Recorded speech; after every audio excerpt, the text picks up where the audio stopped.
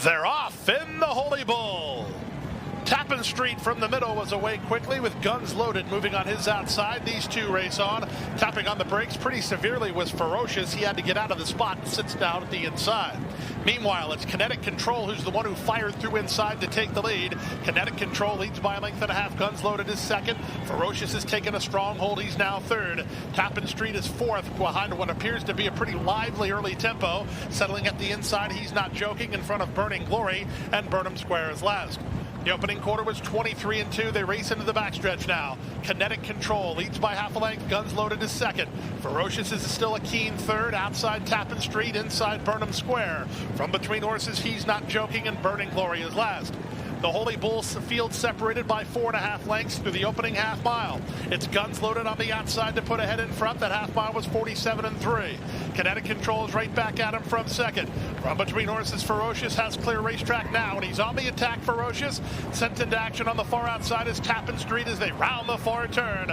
The two favorites try to go get Guns Loaded. Guns Loaded has just lost the lead to Ferocious, but he's fighting back toward the inside. Tappan Street is driven and starts to gain 3 wide. Trying to run home from the back is Burning Glory as they race to the first finish line. Louis Saez called on Tappan Street and got a big kick, and he strides to a length and a half lead from the outside. Burnham Square tries to bridge the gap, and he starts to gain a bit of ground. Ferocious is flattening out. Off the turn in the stretch drive, Burnham Square under a full head of steam, and he runs by to take the lead with a 16th to go. Tappan Street is fired, but he's second best to Ian Wilkes trainee Burnham Square, who wins the Holy Bull going away under Edgar Zayas. Second is Tappan Street. They were well clear of Burning Glory, who was third.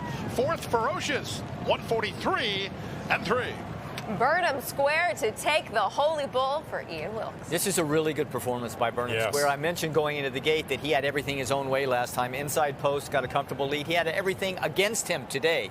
He got caught wide going into the turn. He actually had to take back, tuck in, so now he's back there again on a track that you have a short stretch. He made the middle move, was able to do it around the turn, and did the rest in the stretch. This was a big effort and a big adjustment for Burnham Square. And one of the reasons he can make that middle move and keep going, I mean, Ian Wilkes, trainer, kept harping on this when he talked to Jerry and I.